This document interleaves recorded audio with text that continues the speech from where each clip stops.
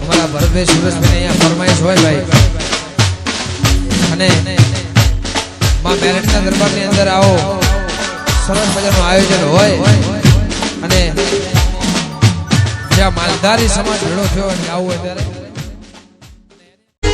સાહેબો રે ગોવાળિયો રે મારો પીછડો રે ગોવાળિયો ભાલા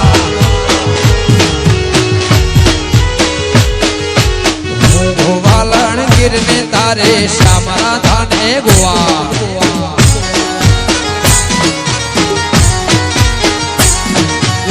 શ્યામરા ધાને ગોવા